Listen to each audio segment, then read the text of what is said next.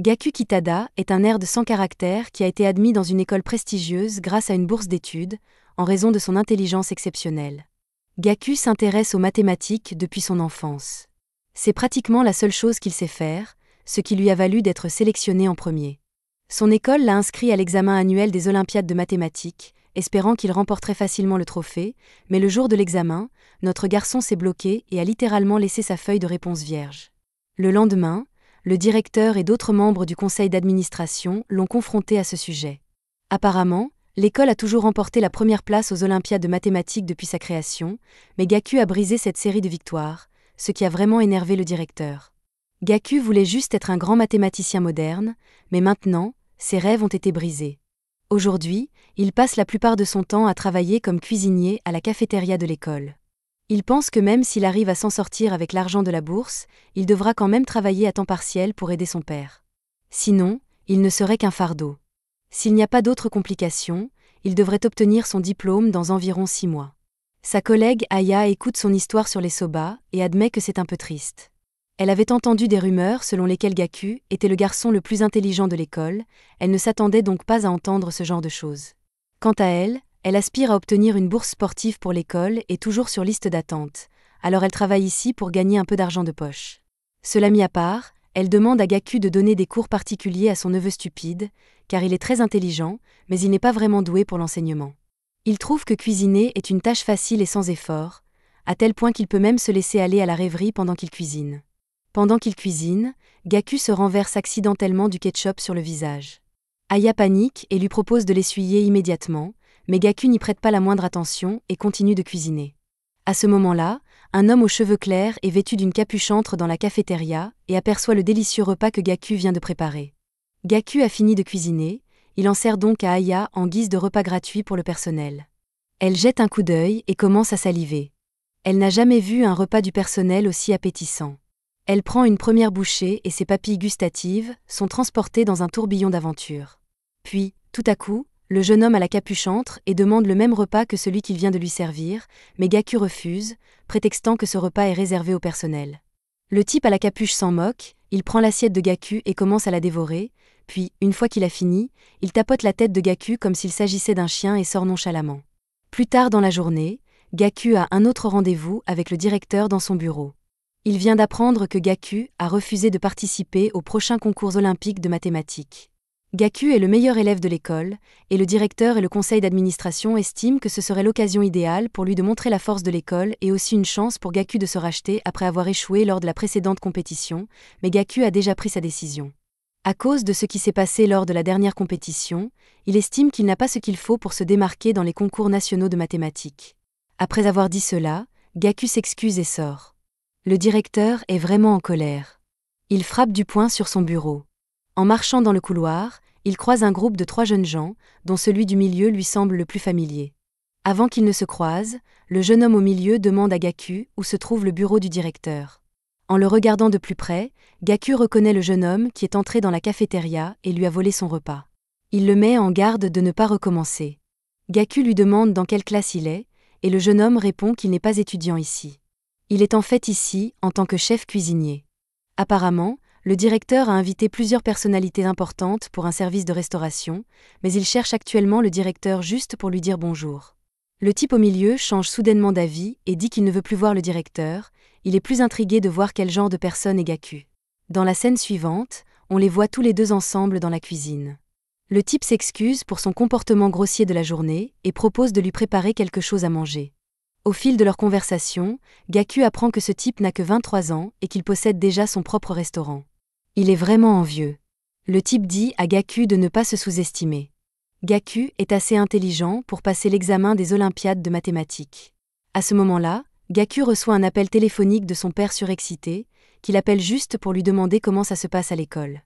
Gaku répond à son père qu'il a réussi à maintenir ses notes et que, vu la situation, il devrait pouvoir entrer à l'université de Tokyo. Il promet à son père qu'il trouvera un emploi bien rémunéré après avoir obtenu son diplôme, mais son père lui dit de ne pas s'inquiéter à ce sujet. Il souhaite que Gaku obtienne un master et parte étudier à l'étranger. Il trouvera un moyen de financer ses études. Le père de Gaku sait à quel point son fils aimait les mathématiques quand il était enfant. Il estime que c'est son devoir en tant que parent de soutenir son rêve. L'appel prend fin, et le jeune homme aux cheveux clairs place un bol de napolitaine juste devant Gaku. Gaku est surpris de voir que la napolitaine est déjà prête, mais avant qu'il ne puisse commencer à manger, le garçon l'arrête et lui dit que Gaku a vraiment attiré son attention ces derniers temps, au point qu'il a fait des recherches à son sujet. Tous ses camarades de classe et ses professeurs s'accordent à dire qu'il a perdu son aura redoutable depuis l'incident lors de l'examen. Il regarde Gaku droit dans les yeux et lui dit qu'il ne se rend pas compte du potentiel qu'il a. Gaku trouve cette situation très inconfortable, alors il change de sujet et dit qu'il veut juste manger maintenant. Ce type a passé tellement de temps à bavarder que le napolitain qu'il a mis tant de temps à préparer est devenu détrempé. Il prévoit de manger rapidement et de partir. Gaku en prend une bouchée, mais dès qu'elle touche ses papilles gustatives, il est transporté dans un tourbillon d'aventure. Comment des nouilles détrempées peuvent-elles avoir un goût aussi délicieux? Gaku veut savoir comment elles ont été préparées, alors il demande au type comment il s'y est pris. À ce moment-là, un appel d'Aya l'interrompt, et il se lève immédiatement pour partir. Le type s'éloigne et se retourne vers Gaku, lui disant qu'il pense que ses pâtes napolitaines sont meilleures, c'est pourquoi il n'a pas utilisé la méthode qu'il a utilisée. Gaku reste sans voix et complètement incrédule. Le type est sur le point de sortir, mais avant de le faire, il se présente comme Kai. Puis il quitte la pièce. Une fois cela terminé, Gaku répond à l'appel d'Aya. Elle est à l'école et est en état de panique. Elle envoie à Gaku une photo du tableau d'affichage de l'école, qui montre que Gaku a été expulsé. L'école veut que Gaku rembourse la bourse d'études et l'expulse simplement parce qu'il refuse de participer aux concours olympiques de mathématiques de l'école. Que va-t-il dire à son père, qui travaille si dur pour payer ses frais de scolarité? Le directeur regarde Gaku qui est agenouillé sous la pluie et lui dit qu'il déteste plus que tout au monde être humilié. Le fait qu'il ait rendu une copie blanche pendant l'examen n'a apporté que de la honte à leur école. Sans compter qu'ils ont perdu beaucoup de dons de sponsors à cause de son geste. Ils lui ont même donné une seconde chance de se racheter lors du prochain concours de mathématiques, mais il a piétiné tous les efforts du directeur. Le directeur s'éloigne en disant que Gaku ne peut rien faire pour réparer cela. Il doit rendre l'argent de la bourse. Aya voit tout ce qui vient de se passer et s'apprête à courir vers lui, mais Kai surgit de nulle part et la devance. Plus tard dans la soirée, le directeur a une réunion importante avec des invités de marque. La réputation de son école est en jeu, il ne peut donc pas se permettre de leur servir de la nourriture de mauvaise qualité. C'est pourquoi il a invité les meilleurs chefs de la ville, et à mesure qu'ils entrent, le directeur les présente un par un. Les invités sont stupéfaits d'apprendre que Kai est un chef gastronomique et qu'il n'a que 23 ans. Kai est également le propriétaire du célèbre restaurant Chef K, qui est un restaurant une étoile dans la ville. Les invités sont stupéfaits en apprenant cela. Le directeur continue de flatter Kai inutilement, mais les invités ne sont que de plus en plus impressionnés. Peu après, la femme de chambre remet le menu au directeur. Il le consulte et est choqué de voir que le plat principal est des pâtes à la napolitaine. Le directeur sait que c'est un plat très basique, mais il décide tout de même de faire confiance à Kai. En réalité, Kai a kidnappé Gaku et le force actuellement à préparer une grande quantité de pâtes. Gaku ne supporte pas une telle tension et fait une dépression nerveuse. Il se sent comme un moins que rien qui ne servira jamais à rien. Il ne se sent pas digne de cuisiner pour les invités importants du directeur. Depuis les Olympiades de mathématiques, il a l'impression que son existence n'a aucun sens. Aya voit que cela affecte vraiment Gaku, alors elle suggère qu'il rentre à la maison, mais Kai l'interrompt en disant que s'il s'assoit et prépare de délicieuses pâtes napolitaines, il lui garantit que cela améliorera sa situation actuelle. Kai lui donne deux options: continuer à vivre paisiblement sa vie de perdant ou s'accrocher à cette lueur d'espoir qui pourrait changer sa vie. Gaku entend cela et pense à tous les efforts que son père a déployés pour l'amener là où il en est aujourd'hui, et il ne peut pas le décevoir. Gaku est toujours indécis, mais il enfile quand même son tablier et se met à cuisiner. Il commence à préparer le plat, mais il n'est pas du tout confiant. Il se demande pourquoi Kai tient tant à ce qu'il prépare des pâtes à la napolitaine alors que sa version était bien meilleure. Kai le regarde simplement avec un sourire en coin et lui dit qu'il doit sortir des sentiers battus pour réussir la parfaite napolitaine. Gaku réfléchit à cela et a une idée géniale. Il commence immédiatement à rincer les pâtes à l'eau froide, puis les met au réfrigérateur. Aya voit cela et est perplexe, car cela ne ferait que ramollir les pâtes. Kai, quant à lui, a un large sourire sur le visage. Peu après, le processus est terminé et les pâtes sont servies aux invités. Ceux-ci sont clairement impressionnés par la présentation, mais comment vont-ils réagir au goût? Les invités ont tous reçu les nouilles napolitaines. Ils les regardent et trouvent assez décevant que le chef ait préparé un plat aussi basique comme plat principal, mais après les avoir examinées de plus près, ils remarquent que ces nouilles ne ressemblent pas aux nouilles que l'on trouve habituellement dans les rues du Japon. Ils en prennent néanmoins une bouchée et écarquillent immédiatement les yeux, surpris par leur saveur délicieuse. Ils réfléchissent à toutes les saveurs qui composent ce plat et à la façon dont elles se marient bien ensemble.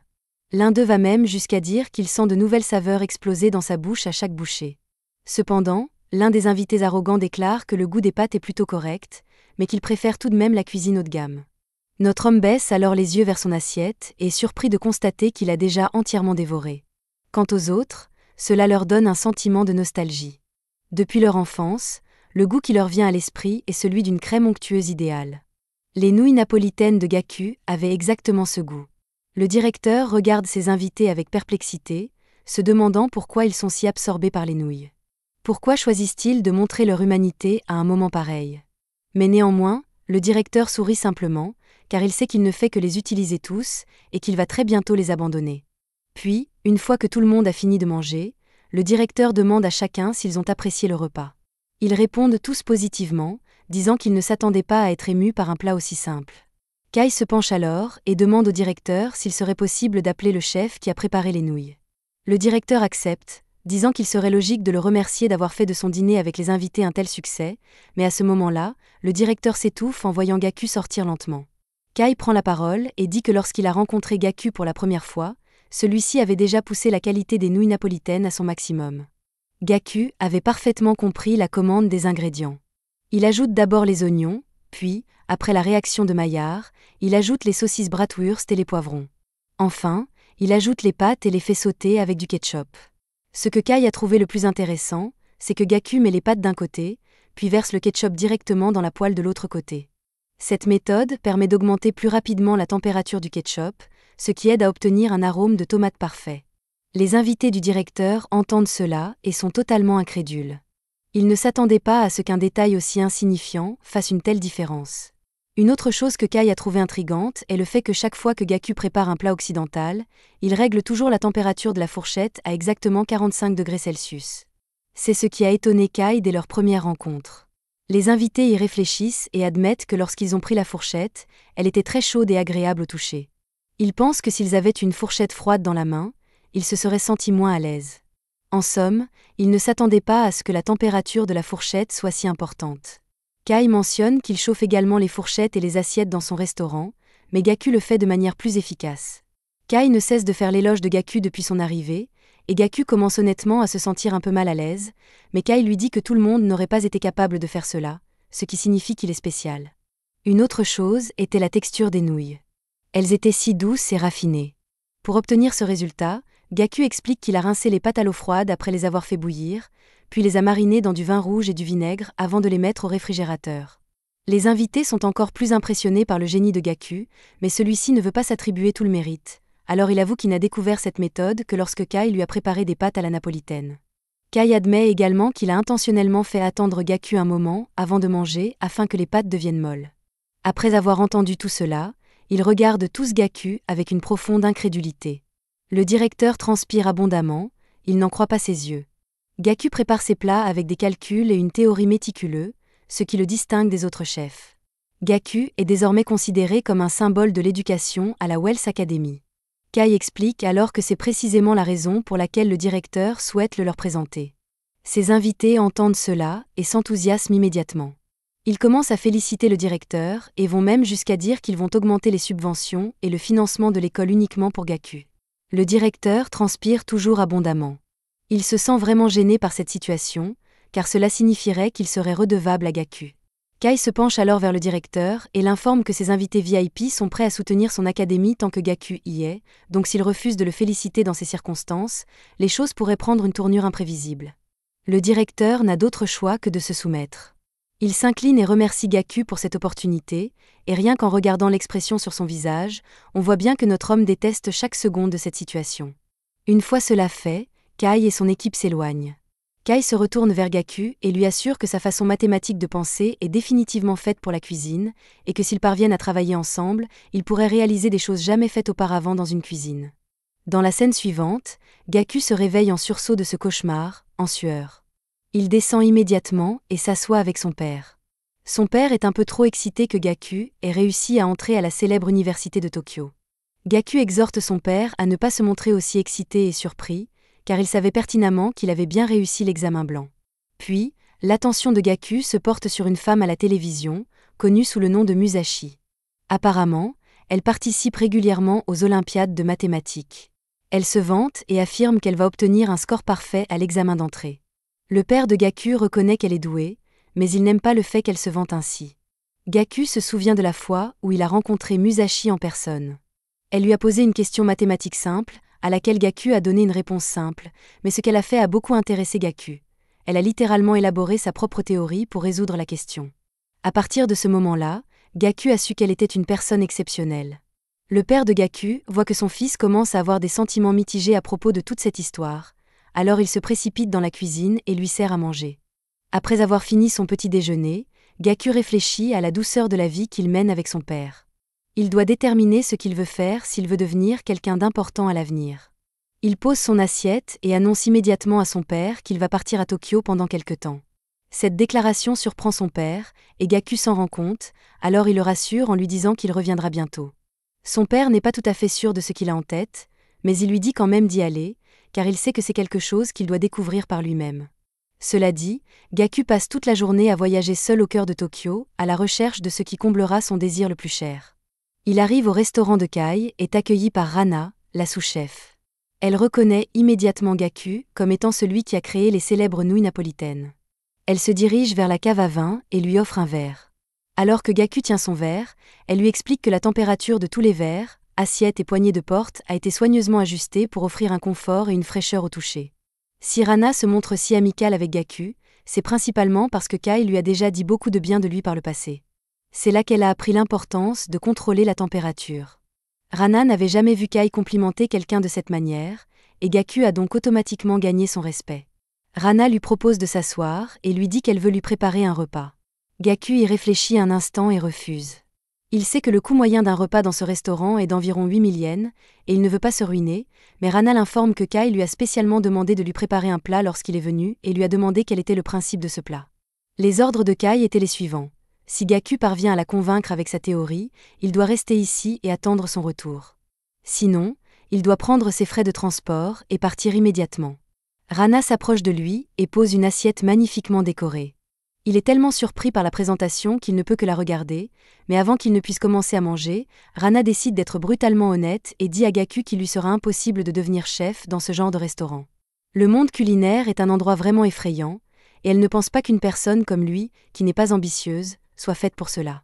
Puis, tout à coup, Gaku l'interrompt et lui demande poliment d'arrêter de bavarder afin qu'il puisse enfin goûter le plat.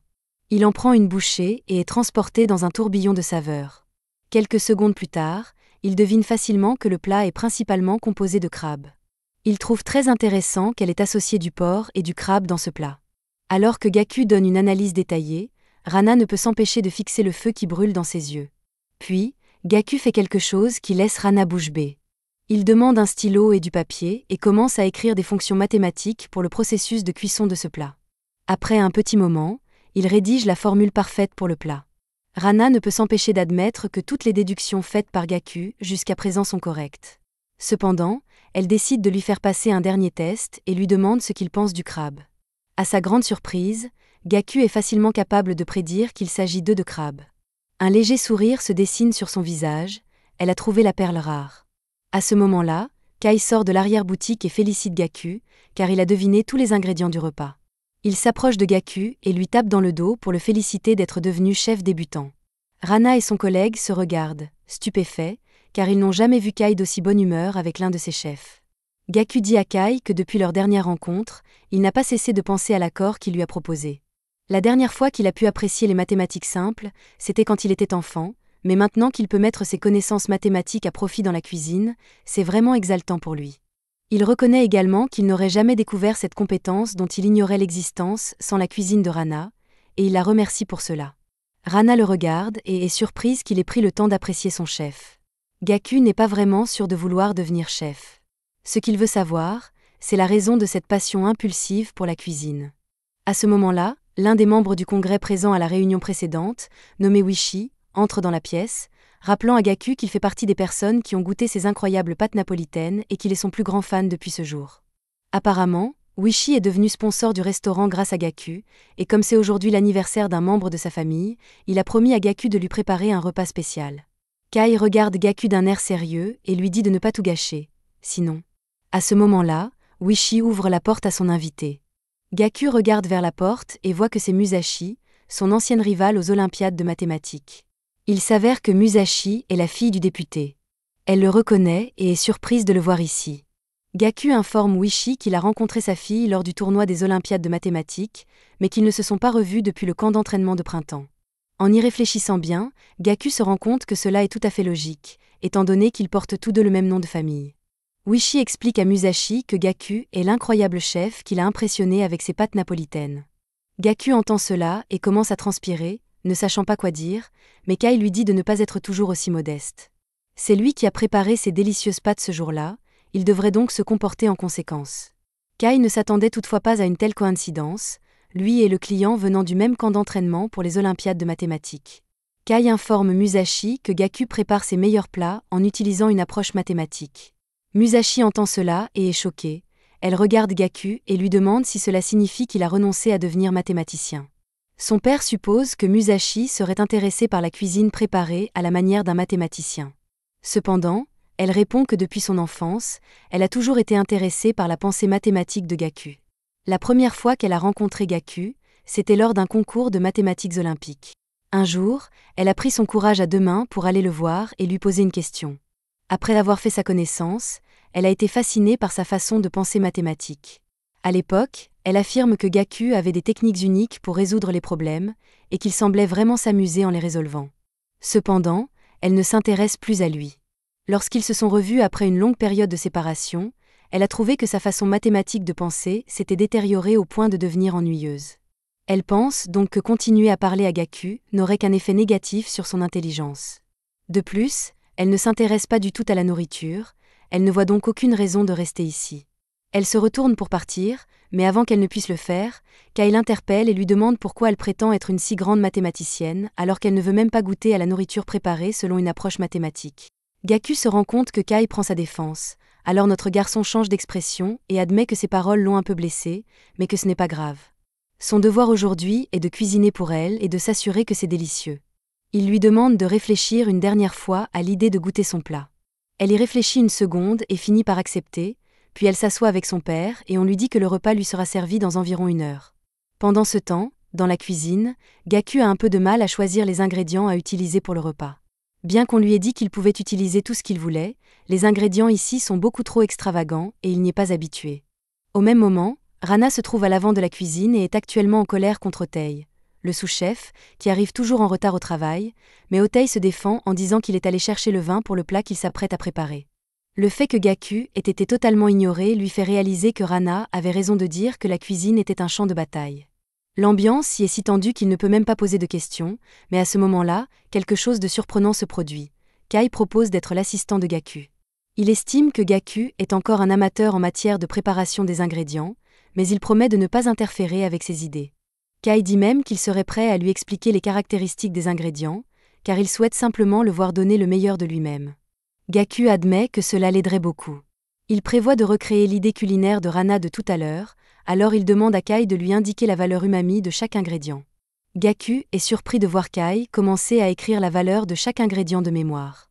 Kai mentionne qu'il connaît simplement la valeur approximative de chacun d'entre eux.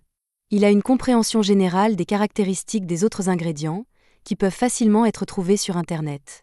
Une fois qu'il a fini d'écrire, il s'écarte pour montrer le tableau à Gaku et lui dit que le plat préparé par Rana se composait de 2 saveurs umami, l'acide inosinique et l'acide glutamique. Il ajoute à Gaku que s'il combine ces 2 ingrédients, il est convaincu qu'il pourra préparer un plat qui surpassera celui de Rana. Rana entend cela et semble plutôt perplexe, car Kai a omis un détail très important. Kai se retourne vers elle et lui fait signe de ne rien dire. Il s'agit d'un simple test qu'il fait passer à Gaku, mais celui-ci comprend immédiatement et affirme qu'il y a certainement plus de 2 composants umami. Le personnel entend cela et est stupéfait de voir comment il en est arrivé à cette conclusion. Pour obtenir le même effet synergique que le plat de Rana, il faudrait un 3e composant umami, telle est son hypothèse. Pendant ce temps, Musashi jette un œil par la porte pour voir comment Gaku s'en sort dans la cuisine. Kai félicite Gaku d'avoir compris. Kai a volontairement omis de mentionner le 3e composant, car il voulait que Gaku réfléchisse et trouve la réponse par lui-même. S'il n'était pas parvenu à cette conclusion, cela aurait signifié qu'il se contentait de copier la recette de Rana, et dans ce cas, il aurait simplement dit à Gaku de dégager. Cela dit, Rana verse un peu de bouillon d'huître dans une assiette pour que Gaku le goûte. Il en prend une gorgée et s'étouffe presque lorsqu'il se rend compte que la formule qu'il vient de donner pour la recette ne tient pas la route. Rana lui explique qu'il s'agit d'un double piège tendu par Kai. Le bouillon d'huître a été ajouté uniquement pour imiter l'effet de synergie, c'était juste un ajout inutile pour déstabiliser Gaku. Kai prend alors la parole et dit à Gaku que pour un cerveau mathématique, son idée est bonne, mais que son équation ne tient pas la route dans le monde réel. Gaku voit que le temps presse et commence à paniquer. Il a même des flashbacks de cette fois où il s'est étouffé pendant son examen de mathématiques. Musashi observe de loin et, bien qu'elle ne s'y connaisse pas beaucoup en cuisine, elle voit que Gaku est en difficulté, alors elle s'en va en disant qu'elle a terminé. Pendant ce temps, Gaku se concentre sur un ingrédient haut de gamme appelé tilopiche. Gaku pense que le tilopiche serait la variable manquante dans son équation, et au moment où il dit cela, Kai sourit et dit qu'il vient de trouver la solution. Gaku note la recette à base de tilopiche, de pétoncle et de prashido. C'est leur seule chance pour l'instant. Un membre du personnel vient annoncer qu'il est presque l'heure de servir l'accompagnement, alors ils travaillent tous aussi vite que possible pour préparer le poisson à queue, et une fois que c'est fait, la serveuse l'apporte au client pour qu'il le déguste. Musashi et son père prennent leur première bouchée du plat et restent instantanément sans voix devant son goût délicieux. Son père commence à s'enthousiasmer car il constate que l'assaisonnement parfait fait ressortir les caractéristiques du poisson à queue. Il n'aurait jamais pensé que cela se marierait si bien avec le prashido. L'ajout de riz au fond était la cerise sur le gâteau, car il lie parfaitement les deux saveurs présentes dans le plat. Ce sentiment est le même que celui qu'il a ressenti lorsqu'il a goûté les pâtes napolitaines, le même sentiment chaleureux et familier. Musashi est encore essoufflée, elle demande à Gaku quel est le nom de ce plat. Il répond, ce plat est connu sous le nom d'okazuke. C'était un plat que le père de Gaku lui préparait souvent quand il était enfant. Cependant, il est surtout préparé lors d'occasions spéciales. Gaku a réalisé que lorsqu'il cuisinait pour des clients, il ne pouvait pas se fier uniquement aux valeurs numériques de l'umami. Il devait se fier à son propre jugement pour obtenir la meilleure saveur possible. Musashi entend cela et est d'accord avec Gaku, affirmant que s'en tenir à des règles et à des valeurs en cuisine ne ferait que rendre le processus rigide et qu'il faut laisser une certaine marge de manœuvre. Kai intervient alors et dit que la cuisine n'a rien à voir avec l'opinion subjective du chef, mais plutôt avec celle du client. À la fin de la soirée, il raccompagne tous les clients à leur voiture, mais avant leur départ, Gaku apprend que Musashi a laissé son carnet dans le restaurant, et il le lui remet. Elle écarquille immédiatement les yeux de surprise et le lui arrache des mains. Après cela, elle le remercie simplement pour le repas et s'éloigne, le visage impassible. Alors que le député s'éloigne en voiture avec Musashi, il lui dit qu'elle n'aurait pas dû réagir aussi froidement envers Gaku après qu'il lui ait rendu son cahier, car c'était finalement un geste très gentil de sa part. Mais il ignore que Musashi idolâtre Gaku depuis toujours et qu'elle possède une photo d'eux deux ensemble. De retour au restaurant, Gaku se tourne vers Kai et lui demande gentiment de le laisser venir travailler ici après avoir obtenu son diplôme. Le plaisir qu'il éprouvait à résoudre des problèmes mathématiques lui semblait être un souvenir d'enfance abandonné, mais il commence enfin à retrouver ce sentiment. Cependant, Kai se souvient que Gaku rêvait autrefois de devenir mathématicien, alors il lui demande ce qu'il compte faire à ce sujet. Gaku répond qu'il trouvera un moyen de convaincre son père. De plus, il peut entrer à l'université de Tokyo quand il le souhaite, mais c'est le seul endroit où il peut trouver ce genre d'impulsion. Il veut ouvrir les portes de la vérité dans le monde de la cuisine. Cela dit, Kai lui serre la main et accepte sa proposition. Après l'obtention de leur diplôme, les étudiants sont réunis pour une assemblée générale. Gaku est désormais le sujet de conversation de toute l'école. Il a réussi à entrer à l'université de Tokyo, qui est l'université avec le taux d'acceptation le plus bas du pays, mais même après cela, il a immédiatement abandonné ses études. À la fin de l'événement, Aya apprend qu'il a abandonné ses études et lui demande si c'est vraiment ce qu'il veut faire. Aya a obtenu son admission grâce au programme sportif d'une université à l'autre bout du pays. Si jamais il rencontre des difficultés, elle lui dit de ne pas hésiter à l'appeler. Le père de Gaku sait que son fils va se lancer tête baissée dans une voie qu'il n'a jamais empruntée et que cela sera difficile, mais il souhaite avant tout que Gaku poursuive ses rêves. Avant de lui dire au revoir, il lui conseille de faire de son mieux et de ne pas oublier qu'il n'a pas à affronter seul les difficultés, car il a un foyer où il peut revenir quand il le souhaite. Sur ces mots, ils se disent au revoir et Gaku prend la route. Assis dans la voiture, Gaku ne peut s'empêcher de se sentir coupable que son père ait voulu qu'il étudie et obtienne son diplôme à l'université de Tokyo, alors qu'il n'a réussi qu'à être admis. Gaku ne sait pas ce que l'avenir lui réserve, mais il espère sincèrement que cela en vaudra la peine. Dans le prochain épisode, Gaku est occupé à griffonner dans son carnet lorsque Kai s'approche soudainement de lui. Cela surprend Gaku, qui commence à saluer Kai et explique qu'il est arrivé il y a même 2 heures parce qu'il est très excité par les plans qu'ils ont aujourd'hui. Kai réalise qu'il est un peu en retard, alors il s'excuse de l'avoir fait attendre. Ce qu'il trouve encore plus intéressant, c'est ce que Gaku écrit dans son carnet. Il explique qu'il fait simplement des calculs basés sur les modèles comportementaux qu'il a remarqués chez les gens à Tokyo. Notre garçon était tellement concentré là-dessus qu'il n'a même pas réalisé qu'il attendait Kai tout ce temps. Néanmoins, il est assez évident que Gaku était vraiment excité de commencer à travailler. Il est prêt à se concentrer et à faire exactement ce qu'on lui dit. Kai apprécie sa motivation, mais lui demande tout de même de se calmer un peu. Gaku a reçu l'ordre de commencer à travailler au restaurant de Kai le lendemain, et pour aujourd'hui, il doit trouver un endroit où il logera. Ils arrivent à un immeuble et montent les escaliers. En chemin, Gaku mentionne que son père est très reconnaissant envers Kai pour lui avoir fourni un logement bon marché à Tokyo. C'est une aide précieuse, car il doit commencer à rembourser ses prêts étudiants. Une fois en haut, Gaku regarde autour de lui et est émerveillé par la spaciosité de la pièce. Pour lui, cela ressemble à un casier avec plein de fournitures. Kai lui dit qu'il peut utiliser la cuisine comme il le souhaite. Gaku est soulagé dès qu'il entend cela, car il a failli s'évanouir en entendant les prix des appartements normaux à Tokyo. Il demande si Rana et Otei sont aussi dans l'immeuble, mais il s'avère qu'il s'agit en fait de la maison personnelle de Kai. Il vit seul ici depuis un moment, et Gaku va être son invité. Kai n'est pas sûr, mais Rana et Otei louent un endroit près du restaurant. Ils entrent tous les deux dans la pièce et voient une fille d'10e allongée sur le lit. Elle s'accroche immédiatement à Kai et se plaint de la façon dont il l'a ignorée après leur aventure de la veille. Kai avait honnêtement oublié qu'ils avaient même utilisé cette pièce la nuit dernière. Il joue la carte de l'indifférence et lui dit de sortir parce que Gaku va emménager. La fille continue de râler sans fin, alors Kai jette simplement ses affaires en bas des escaliers, puis la regarde dans les yeux et lui dit de dégager. Plus tard dans la soirée, Kai se charge personnellement de cuisiner pour Gaku un bol de nouilles napolitaines. Une fois terminé, ils s'assoient tous les deux et Gaku s'excuse de faire cuisiner Kai alors que c'est lui qui est censé faire la cuisine. Il ne veut pas être un fardeau, alors il propose au moins de faire les tâches ménagères, mais Kai lui dit de ne pas s'inquiéter car Nen, la femme de ménage, s'en est déjà occupée. Kai dit à Gaku de ne pas s'inquiéter pour la cuisine ou les tâches ménagères. Ce sur quoi il devrait se concentrer ce soir, c'est de réfléchir à comment il peut grandir en tant que chef en analysant ce repas. Il ajoute également que s'il n'est pas capable de tirer une conclusion précise, alors il sera pratiquement inutile pour lui et sera viré immédiatement. Les nipala et les nouilles étaient le plat qu'il a amené jusqu'ici. Depuis qu'ils se sont rencontrés et que Kai y a goûté, il s'est inspiré et a pu ajouter sa propre touche à sa version. Notre garçon Gaku entend cela et a l'air très surpris. Il prend une bouchée avec sa fourchette et remarque que la couleur n'est pas vraiment rouge foncé. Cependant, il ne sent pas l'arôme fort des tomates. Il goûte les nouilles et commence instantanément à les analyser sous l'angle mathématique. Il pense que les napolitaines qu'il a faites et qui ont été tant louées ne sont rien comparées au chef-d'œuvre que Kai vient de préparer. Gaku n'a d'autre choix que de continuer à creuser. Il doit trouver une explication à pourquoi ces nouilles sont si délicieuses. L'ingrédient secret est le homard. Lorsqu'il entre dans la bouche, Gaku affirme qu'une formule mathématique très complexe est générée. Gaku ouvre grand les yeux en réalisant que même avec sa façon de penser mathématique, aucune des recettes qu'il a jamais utilisées ne pourrait avoir un goût aussi bon. Kai entend cela et affiche un sourire narquois en lui disant que cela signifie que son cerveau est inutile dans ce cas.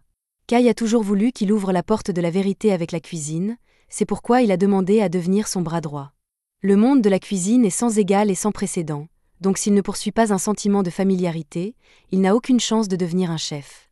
Sa première tâche est de préparer des repas pour tout le personnel et de s'assurer qu'ils sont satisfaits. Kai ne peut pas le laisser servir les clients n'importe comment, il doit d'abord apprendre les bases.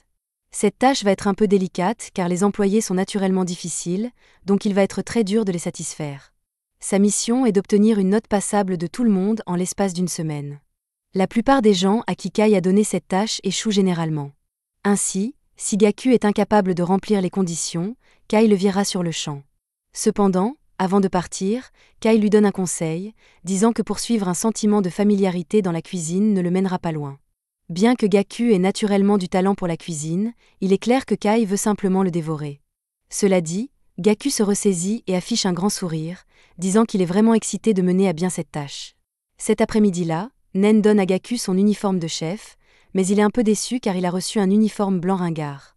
Alors que la plupart des chefs cool qu'il voit à la télé portent des uniformes noirs. Nen informe Gaku qu'il est toujours un stagiaire ici et que tous les stagiaires doivent porter l'uniforme blanc. Juste à ce moment, Rana entre avec sa poitrine découverte. Elle prévoyait d'utiliser cette pièce pour se changer et ne s'attendait pas à ce que quelqu'un d'autre soit là. Gaku se retourne nerveusement pendant que Rana s'habille. Cela dit, il se dirige vers la cuisine et en chemin, il affirme avec confiance qu'il va préparer un repas délicieux dès le début et obtenir l'approbation de tous. Peu après, il arrive à la cuisine. Il regarde autour de lui et commence lentement à être intimidé en voyant tant de chefs talentueux dans la même pièce que lui. Il réfléchit pendant quelques secondes et rassemble son courage pour se présenter à eux, disant qu'il sera sous leur responsabilité pour la semaine à venir. Un des chefs veut tester les capacités de Gaku, alors il lui donne des pommes de terre et lui dit de les couper en dés et en brunoises. Gaku réussit à le faire parfaitement, alors le chef lui tape dans le dos. Il pourrait être capable après tout. Il regarde derrière lui et voit un géant étranger le fixer. Maintenant qu'il y pense, il semble y avoir beaucoup de personnel étranger dans la cuisine. Ils viennent du monde entier pour apprendre dans cette cuisine. Les chefs ont maintenant confirmé que Gaku sera utile ici. Puis ils s'en vont en disant qu'ils vont bien l'utiliser. Avant de partir, ils leur demandent leur nom, mais ils répondent de manière choquante, disant qu'il n'est pas nécessaire qu'ils connaissent leur nom. Juste à ce moment, Kai entre et les informe que le restaurant est complet pour le déjeuner. Il les exhorte à travailler aussi rapidement et efficacement que possible. Gaku regarde les chefs travailler à grande vitesse à l'unisson et est surpris. Le chef qui l'a félicité plus tôt a fini par jeter ses tranches de pommes de terre à la poubelle parce qu'elles n'étaient pas toutes de la même taille. Il s'avère que Gaku a initialement réussi à les couper parfaitement, mais avec le temps, il a commencé à paniquer un peu et a fini par tout gâcher. Le chef lui dit qu'il n'a pas besoin de s'inquiéter. Il peut simplement faire ses valises et rentrer chez lui. Gaku est si faible qu'il trébuche et tombe, faisant tomber le plat avec lui. Les autres chefs ne font pas attention à lui, ils continuent à cuisiner pendant que Gaku reste par terre, embarrassé. Il sort pour prendre l'air et se sent vraiment gêné. Outre les compétences et l'aptitude, son principal problème est le manque de vitesse et d'endurance. Il manque de physique en général. Une cuisine de combat comme celle-ci existe pour les clients et nécessite une vitesse qui peut suivre. Il n'a passé son temps qu'à étudier les mathématiques, donc il n'a aucune confiance en son endurance. Juste à ce moment, il se souvient que Kai a promis de le virer instantanément si quelque chose comme ça devait arriver. Notre garçon est immédiatement motivé, réalisant que bien que l'endurance et la vitesse soient importantes, ce sont les compétences culinaires qui comptent le plus. Kai a dit que le repas du personnel qu'il prépare serait la base. Il estime qu'il est normal de ne pas pouvoir suivre le rythme de tout le monde au début. Juste à ce moment, Nen surprend Gaku et son estomac gronge. Elle lui dit que le rush du déjeuner est terminé depuis un moment, donc il est temps pour lui de préparer le repas du personnel. Elle le regarde et voit qu'il a encore du mal à marcher, alors elle lui demande si cela signifie qu'il sera incapable de préparer un repas qui les satisfera. Gaku commence à transpirer. Honnêtement, le travail en cuisine est déjà épuisant pour lui.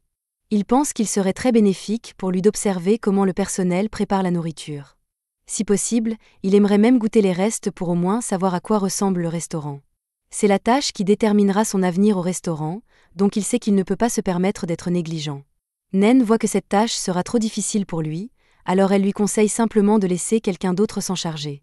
Ce conseil donne une révélation à Gaku. Il fait irruption dans la cuisine et s'apprête à préparer le repas du personnel. Avant de commencer, Nen lui conseille que la règle pour les repas du personnel est que les ingrédients et les ressources peuvent être utilisés librement et sans restriction. Ce qui signifie que tant qu'il peut préparer le meilleur repas du personnel, il peut utiliser autant de ressources qu'il le souhaite, quel qu'en soit le coût. Cependant, Gaku ne pense pas qu'il aura besoin d'utiliser des ingrédients coûteux. Il pense que les restes de pommes de terre, carottes et cornets de beef devraient suffire. Il demande ensuite à l'un des chefs de l'aider avec les ingrédients qu'il n'a pas utilisés pour son plat. Le chef regarde le processus de cuisson de Gaku et est choqué de voir qu'il utilise les morceaux de pommes de terre restants de tout à l'heure. Gaku prévoit de travailler à l'envers à partir du produit fini et de préparer un repas délicieux avec ce qu'on lui a donné. Rana le regarde cuisiner et voit les ingrédients qu'il utilise pour le repas du personnel. Cela semble être un repas du personnel très ordinaire, mais connaissant Gaku, elle s'attend à ce qu'il prépare un plat vraiment inattendu. Peu après, Gaku a terminé la nourriture et elle a été servie au personnel. C'est le repas qui déterminera s'il pourra rejoindre le restaurant ou non. Il le regarde et ricane, disant que cela ressemble à un ragoût de pommes de terre et de viande très banal, mais immédiatement après, ils arrêtent de le critiquer en réalisant que l'arôme qui en émane est à un autre niveau. Gaku rassemble son courage et les exhorte tous à essayer. Kai regarde de loin et a hâte de connaître leur décision. Le personnel goûte le plat, et tous sont d'accord, il est vraiment délicieux. Rana dit que ce n'est pas seulement l'assaisonnement, la texture riche de la soupe rehausse la saveur du bœuf et des pommes de terre. Otey ajoute que la sauce soja est un autre facteur clé, disant qu'il n'y a rien de plus appétissant que l'arôme de la sauce soja grillée. Otey demande à Rana son avis sur ce point, et elle dit qu'elle a tout vu pendant que Gaku cuisinait. En préparant le repas, Gaku a ajouté du sel juste au bon moment. D'abord, quand il a commencé à faire sauter les pommes de terre, les carottes et les oignons. Ensuite, il n'a plus fait sauter les légumes. Juste après avoir goûté le plat de Gaku, un autre membre du personnel s'apprête à faire une analyse détaillée des ingrédients utilisés et de la méthode de préparation. Il commence par dire que le repas contient moins de 1% de sel. Gaku a attendu que les légumes soient déshydratés par le sel, et une fois qu'ils l'ont été, les saveurs ont imprégné les légumes. Le processus de mijotage est ce qui a fait ressortir sa saveur grillée, et ne pas faire sauter les légumes était la méthode de cuisson la plus efficace pour ce plat. Otey ajoute que l'épaisseur de la soupe est due au fait que de petites pommes de terre sont mixées dans la soupe, ce qui lui donne une texture épaisse et lisse. Gaku éclate de joie et dit au personnel que leur analyse détaillée était exacte à 100%. Il est heureux d'être entouré de personnes qui comprennent réellement la théorie de la cuisine. Cela dit, Otey demande à Gaku pourquoi il a choisi de préparer de la viande et des pommes de terre parmi tous les plats. La technique qu'il a utilisée aurait pu être appliquée à d'autres plats, et cette pensée amène Otey à supposer que Gaku voulait surprendre tout le monde en le préparant. Gaku leur dit qu'il a choisi ce plat simplement parce que c'est le plus nourrissant. Le personnel entend cela et reste sans voix. Lorsque Gaku est arrivé, il a été surpris par la rapidité du rythme de la cuisine. Il savait qu'il ne tiendrait pas longtemps s'il continuait comme ça, mais c'est à ce moment-là que Nana lui a dit qu'il n'était pas le seul à être fatigué. Tout le personnel du restaurant serait épuisé, ce qui signifie que tous ceux qui devaient manger le repas du personnel seraient épuisés. Bien que des ingrédients de haute qualité soient à sa disposition, Gaku voulait quand même préparer un plat qui rappelle la maison. C'est pourquoi il a décidé de préparer le symbole traditionnel du plat fait maison, le ragoût de pommes de terre et de viande. Il a trouvé la réponse pour rendre ce plat délicieux.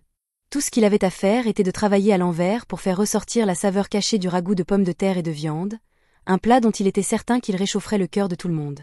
Environ 10 minutes plus tard, Nen se tient devant le personnel et leur dit qu'il est temps de commencer à voter pour le repas de Gaku aujourd'hui. Gaku sourit, s'attendant à ce que ce soit un passage facile pour lui, mais parmi tous les gens présents, seulement 2 personnes finissent par voter pour lui, ce qui signifie que Gaku a échoué. Gaku est dans une incrédulité totale. Kai se tient derrière et lui rappelle qu'il n'a qu'une semaine pour faire ses preuves, sinon il est viré. Otey s'approche de Gaku et lui dit qu'il n'était pas nécessaire de préparer un repas nourrissant car personne ne l'avait demandé. Otey considère le monde de la cuisine comme étant rien d'autre qu'une zone de guerre brutale. En tant que chef, ils n'ont pas besoin de la nourriture des repas faits maison, ils ont soif d'inspiration et d'indices dans le repas du personnel. Otey estime que le style de cuisine de Gaku ne sera jamais utile sur la ligne de front du monde culinaire, alors il dit que Gaku ne sera jamais fait pour être un chef. Avant de partir, Gaku l'appelle et admet que son plat n'a pas ce qu'il recherche, mais tout le monde a dit que c'était délicieux.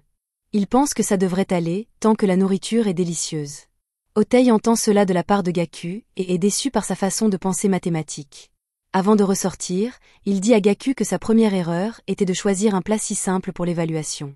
5 jours après cela, Gaku était dans un état de confusion. Il ne savait pas quoi faire d'autre à ce stade. Il a utilisé des ingrédients de haute qualité comme demandé, mais chaque fois, il lui disait que ce n'était pas assez bon et jetait tout à la poubelle. En plus de cela, il y a beaucoup de travail auquel il n'est pas habitué, alors il n'arrêtait pas de faire des erreurs et de se faire crier dessus par Otey. Il ne reste que 2 jours à Gaku, son temps est compté. Juste à ce moment, il reçoit un message de son père. Il remonte la conversation et réalise qu'il a été tellement occupé par le restaurant qu'il n'a même pas pu répondre à son père à chaque fois qu'il envoyait un message. Gaku lit les messages réconfortants et commence à se sentir un peu mal à l'aise. Et s'il finissait par le décevoir après tout ça? Gaku entend alors une voix familière l'appeler. Il lève les yeux et voit que c'est son vieux copain, Wumi. On dirait qu'elle a eu un petit accident et doit utiliser des béquilles pour le moment. Elle est venue jusqu'ici pour chercher Gaku puisqu'elle avait entendu que son restaurant était dans les environs, mais elle ne s'attendait pas à le trouver. Elle l'accuse de paresser, mais Gaku lui dit que le restaurant est fermé pour le moment, il n'ouvre que le mercredi soir. Ils s'assoient tous les deux sur le banc, où elle raconte à Gaku comment sa vie s'est passée depuis la remise des diplômes. Elle s'entraîne depuis mars, mais tous ses concurrents ont plusieurs longueurs d'avance sur elle. Dès le premier jour, elle s'est sentie sans espoir à cause de la différence de niveau, mais la natation est la seule chose qu'elle sait faire, alors elle a continué à s'entraîner jusqu'à ce que son corps ne suive plus. Elle a fini par se déchirer gravement le ménisque. Elle devrait être de retour après 2 mois de guérison, mais en attendant, elle doit utiliser ses béquilles pour se déplacer. Cela dit, Wumi avait le pressentiment qu'elle pourrait tomber sur Gaku, alors elle lui a préparé un déjeuner à l'avance. Avec sa blessure, elle n'avait littéralement rien de mieux à faire, alors elle a commencé à cuisiner. Gaku la remercie pour la nourriture et y goûte. La saveur incroyable le surprend, et Wumi voit qu'il reconnaît le goût. Ce plat est un plat local appelé miso. Sa grand-mère lui en a donné quand elle est venue pour la première fois à Tokyo, alors elle a pensé en préparer pour Gaku. Gaku se sent tellement rassurée par le goût de la nourriture. Wumi se sent aussi rassurée parce que c'est un goût auquel elle est habituée depuis sa naissance, mais Wumi se met soudainement à pleurer en se remémorant son passé.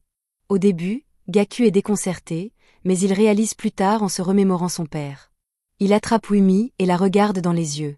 Wumi est instantanément timide parce qu'elle pense que Gaku s'apprête à l'embrasser, mais au lieu de cela, il lui demande pourquoi elle pleure. C'est à ce moment-là que ça lui frappe l'esprit, il réalise enfin le secret pour faire un plat qui impressionnerait le personnel. Wumi voit que Gaku vient d'avoir de l'inspiration, alors elle lui dit qu'il peut aller au restaurant et concrétiser son idée. Gaku demande s'il peut emporter la boîte à lunch au restaurant, et Wumi accepte. Il part ensuite en courant tout en remerciant Wumi pour tout ce qu'elle a fait pour lui. Plus tard dans la soirée, le personnel parle de Gaku et du fait qu'il n'a plus que 2 jours pour faire ses preuves. Comme c'est Kai qui l'a recommandé, ils étaient honnêtement assez excités, mais maintenant qu'ils ont rencontré Gaku, ils le trouvent un peu décevant, mais Rana croit toujours qu'il s'en sortira. Les autres s'attendent même à ce qu'il soit trop frustré pour revenir travailler, mais ils ouvrent la porte de la cuisine et sont surpris de voir que Gaku est arrivé beaucoup plus tôt qu'eux. Otei s'approche de Gaku et voit qu'il utilise des théories et des formules mathématiques pour planifier le rush du dîner de ce soir. Comme d'habitude, le restaurant est complet, alors le personnel commence à travailler à un rythme maximum. Ife et les autres remarquent rapidement que Gaku n'est plus aussi lent dans la cuisine qu'avant. Il est beaucoup plus rapide et efficace dans ses tâches. Otei jette un coup d'œil au cahier de Gaku et voit que c'est son modèle mathématique qui l'aide à se déplacer aussi librement. À ce stade, Gaku réalise que le premier jour, il était surpris par le rythme rapide de tout le monde dans la cuisine. Par habitude, il voulait trouver une formule et un modèle dans les mouvements du personnel, et c'était sa plus grande erreur. Il réalise qu'il ne peut pas se concentrer uniquement sur les mouvements du personnel. Il doit aussi observer le mouvement du plat, puis le recapturer avec des coordonnées polaires. S'il maîtrise ce mouvement, il est certain qu'il sera en avance sur tout le monde ici. Otei voit à quel point ses mouvements sont rapides et n'en croit pas ses yeux, mais tous ces mouvements rapides affectent vraiment le corps de Gaku, il commence à ralentir à nouveau. Il marche un moment et glisse presque, mais Otei le rattrape, admettant qu'il a vraiment dépassé ses attentes aujourd'hui. Cependant, son conseil à Gaku est de laisser son corps apprendre à se battre et ne pas compter uniquement sur les données. Gaku admet que ce que dit Otei est vrai. Cependant, il pense qu'il ira bien tant qu'il aura ces données. Otei entend cela et frissonne de choc. Gaku demande à Otei de lui donner un peu plus de temps pour entraîner ses mouvements.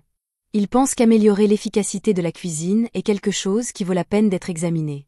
À la fin de la soirée, l'heure du dîner est terminée, donc tous les clients sont rentrés chez eux, et tout le personnel est impatient de découvrir ce que Gaku va préparer pour le repas du personnel. Que Gaku comprenne la théorie, c'est bien, mais ce qui détermine son avenir au restaurant, c'est le repas du personnel. Otei admet que le ragoût de pommes de terre et de viande qu'il a préparé le premier jour était un plat vraiment délicieux, mais il a quand même échoué parce qu'il n'a pas obtenu l'approbation de tous.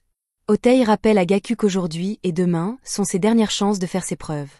Cependant, Gaku a tellement confiance en lui qu'il dit qu'il n'a même pas besoin de demain. Kai entend cela et est curieux de savoir d'où Gaku tire sa confiance, alors il lui demande quel sera le thème du repas d'aujourd'hui. Gaku répond hardiment que le thème sera la nostalgie. Tout le monde frissonne de choc au moment où ils entendent cela. Entendre cela excite Kai, alors il dit qu'il veut regarder le processus de fabrication du plat par Gaku. Cependant, il veut être le seul à observer aux côtés de Gaku. Kai se souvient que Gaku a dit qu'il n'aurait même pas besoin de la chance de demain, alors il lui dit que s'il ne réussit pas aujourd'hui, ce sera son dernier jour dans cette cuisine.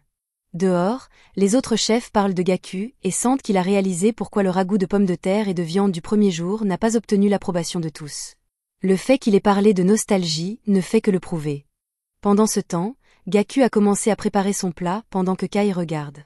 En cuisinant, Gaku reconnaît que jusqu'à présent, il n'a jamais regardé les gens de près. Il y a beaucoup d'étrangers parmi le personnel, donc il n'a jamais considéré la nourriture typique de leur ville natale.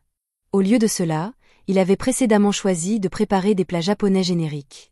Kai entend cela et applaudit Gaku d'avoir enfin compris. Pour devenir un bon chef, il doit se débarrasser de la vision subjective japonaise. Pour que Gaku réussisse aujourd'hui, il doit éviter la nourriture en soupe de chaque pays, mais doit aussi faire un plat que le personnel étranger peut accepter et finir. Ayant cela à l'esprit, Kai est curieux de savoir quel type d'ingrédients Gaku utilisera pour son repas. Gaku lui montre le bol d'ingrédients, et Kai crie d'excitation pure. Environ 30 minutes plus tard, les plats ont été dressés et servis au personnel. Le personnel examine l'assiette attentivement et n'est pas capable de l'identifier immédiatement. Cependant, l'arôme attire rapidement leur attention. Otei est le premier à attaquer son assiette, et les autres suivent peu après lui. Ils en prennent une bouchée et sont dans une incrédulité totale face à son délicieux goût. Le filet de bœuf trempé dans la purée de légumes fait la combinaison parfaite, mais après un petit moment, ils réalisent qu'il y a aussi de la pomme de terre dans le plat, ce qui signifie que Gaku a une fois de plus fait un ragoût de pommes de terre et de viande. L'instant d'après, un membre du personnel prend une bouchée du plat de Gaku, et ses yeux s'écarquillent de surprise.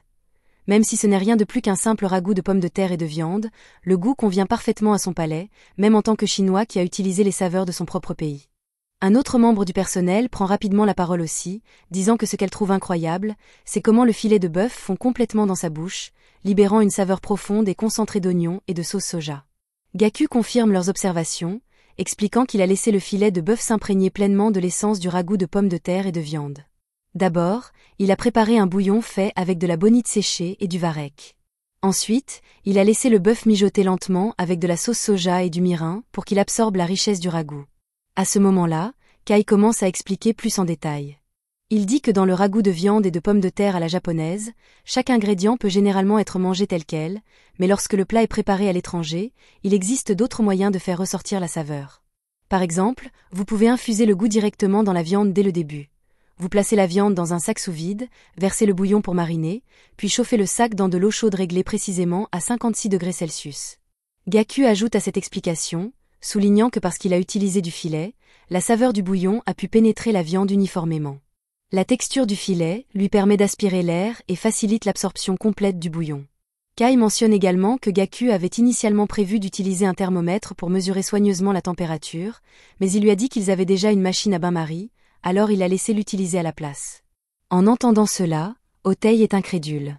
Il réalise que le filet de bœuf n'est pas seulement juteux, mais qu'il porte aussi la saveur immistakable du ragoût de pommes de terre et de viande. Nen est d'accord, disant que le fort arôme de pommes de terre grillées stimule instantanément son odorat. Otei remarque qu'il y a des morceaux noirs et gris dans le plat et reconnaît rapidement qu'il s'agit de légumes carbonisés, alors il demande comment ils ont été préparés. Pour répondre, Kai révèle une pomme de terre complètement brûlée noire, expliquant que cela faisait partie du processus de Gaku. Gaku précise, disant que le meilleur assaisonnement pour les pommes de terre est en fait l'arôme fumé du carbonisé. D'abord, il grille les pommes de terre jusqu'à ce que les peaux soient complètement noircies. Ensuite, il ajoute du bouillon et du lait, les laissant mijoter ensemble. Une fois les pommes de terre ramollies, il les écrase directement avec la peau noircie, leur donnant une profondeur de saveur unique. Un membre du personnel crie de choc, disant que cette méthode semble scandaleuse. Pourtant, en même temps, il ne peut nier à quel point les pommes de terre sont délicieuses. Kai explique ensuite que la plupart des chefs ordinaires, en cuisinant pour des étrangers, essaieraient de préparer quelque chose de proche de la saveur locale de chaque pays, mais Gaku est différent. Au lieu de faire des compromis, il a poussé pour que tout le monde expérimente la véritable essence du ragoût de viande et de pommes de terre japonais dans sa forme la plus complète. En entendant cela, le personnel tremble de choc. Après cela, Gaku admet que lorsqu'il a goûté pour la première fois les napolitains de Kai, il a été submergé par la différence de compétences. Il ne pouvait pas le comprendre au début. Les napolitains que Kai avait servis au président et à ses invités avaient été conçus pour recréer le goût nostalgique dont ils se souvenaient avec tendresse de leur enfance, c'est pourquoi ils avaient été si profondément impressionnés. Cela faisait ressortir des souvenirs personnels. Mais les napolitains que Kai a servis à Gaku plus tard étaient différents. Cela n'avait rien à voir avec la nostalgie. C'était simplement un plat universellement délicieux que n'importe qui, n'importe où dans le monde, pourrait trouver attrayant. Gaku continue, disant que le ragoût de pommes de terre et de viande ne devrait pas non plus reposer uniquement sur la nostalgie. S'il existe une méthode de cuisson qui peut vraiment maximiser son potentiel, alors il pourrait très bien devenir un plat digne d'être reconnu sur la scène mondiale. Il croit que le ragoût de pommes de terre et de viande a ce niveau de puissance, et c'est pourquoi il veut que ce soit la clé de la victoire. Son vrai but était de montrer à un étranger à quel point le ragoût de pommes de terre et de viande japonais peut être incroyable. En entendant cela, Otei et les autres membres du personnel restent sans voix, mais l'instant d'après, l'ambiance change de manière inattendue. Le personnel dit soudainement qu'il n'est en fait pas du tout impressionné, lui disant qu'il a complètement faux et a utilisé la mauvaise combinaison de saveurs. Gaku est stupéfait et ne peut pas croire ce qu'il entend, son visage montrant une incrédulité totale. Mais juste après, tout le personnel éclate de rire ensemble, révélant qu'il lui faisait juste une blague. La blague révélée, le personnel décide enfin de partager leurs noms, se présentant un par un. Ensuite, Otei s'approche personnellement de Gaku, lui tend une veste de personnel officiel et le remercie sincèrement de lui avoir fait goûter le meilleur ragoût de pommes de terre et de viande qu'il ait jamais eu. Le reste du personnel se joint à eux, le félicitant chaleureusement. Pendant ce temps, Kai regarde tranquillement Gaku, fier. Au début, Gaku ne comptait que sur sa façon de penser mathématique, mais maintenant, il a grandi et a appris à étudier les gens en profondeur, en prêtant attention à leur comportement et à leurs sentiments. Cette compétence s'appelle l'anthropologie. Kai se souvient d'un chef nommé Yona, qui a autrefois obtenu 3 étoiles Michelin. Comme Gaku, Yona avait aussi une formation en mathématiques, mais son cahier ne contenait pas que des recettes. Il contenait aussi des études détaillées sur l'évolution du goût humain, ainsi que des croquis d'ingrédients naturels. Afin de créer le plat idéal, il a étudié toutes sortes de connaissances disponibles, et à la base de tout se trouvait la façon de penser mathématique. Kai se demande tranquillement si Gaku a le même genre de potentiel, ou s'il pourrait un jour devenir quelqu'un d'aussi grand. Le lendemain, Gaku décide de rendre visite à Wimi chez elle. Il lui apporte un repas fait maison en cadeau de remerciement pour les conseils qu'elle lui avait donnés plus tôt. Il croit honnêtement que c'est seulement grâce à ces conseils qu'il a réussi à être embauché au restaurant. Wimi est ravie en entendant cela, et avec un sourire joyeux, elle suggère qu'ils sortent et mangent le repas ensemble dans le parc. Pendant ce temps, dans un petit bar local, une scène étrange se déroule. Plusieurs clients deviennent de plus en plus mal à l'aise à cause d'un homme étrange portant des lunettes. Il lance des fléchettes sur la cible depuis des heures, répétant la même posture et atteignant sa cible avec une précision étrange à chaque fois. Après quelques lancers, il retourne calmement à sa table, ouvre un cahier et enregistre une série de chiffres. Les clients chuchotent entre eux, se demandant qui pourrait être cet homme étrange et quelle est son histoire. Au même moment, Wimi vient de terminer son entraînement de natation quotidien. Alors qu'elle range ses affaires, son téléphone sonne. C'est Gaku qui appelle. Il s'excuse immédiatement de ne pas l'avoir contacté plus souvent, expliquant qu'il a été incroyablement occupé à travailler au restaurant depuis qu'il a été embauché. Curieuse, Wimi demande s'il fait toujours les repas du personnel. Gaku lui raconte avec joie comment il a récemment fait un omuris surmonté d'une belle couche d'œufs moelleuses. Comme il s'y attendait, le personnel l'a encore plus apprécié que le ragoût de pommes de terre et de viande qu'il avait préparé plus tôt. Même Otei, difficile à impressionner, l'a félicité, disant que Gaku s'améliore de jour en jour. Entendre cela remplit Gaku de joie, parce qu'il sent enfin que son travail acharné commence à porter ses fruits. Plus tard dans la nuit, Inu prend Gaku à part pour une discussion privée d'homme à homme. Avec un visage sérieux, il avoue qu'il a commencé à développer des sentiments pour Rana. Il demande à Gaku d'utiliser sa façon de penser mathématique pour l'aider à comprendre comment il peut augmenter ses chances de sortir avec une femme plus âgée comme elle. Gaku réfléchit un moment puis explique le concept de la théorie de l'arrêt optimal. Selon son raisonnement, les chances de sortir avec elle d'Inu augmenteront, en fait, s'il s'abstient de sortir avec elle pour le moment. En entendant cela, Inu ne se concentre même pas sur les détails. Il est juste ravi qu'il y ait encore de l'espoir. Ravi, il serre Gaku fort dans ses bras et célèbre bruyamment. Le bruit est si intense que Wang finit par les entendre et crie après eux deux pour qu'ils arrêtent.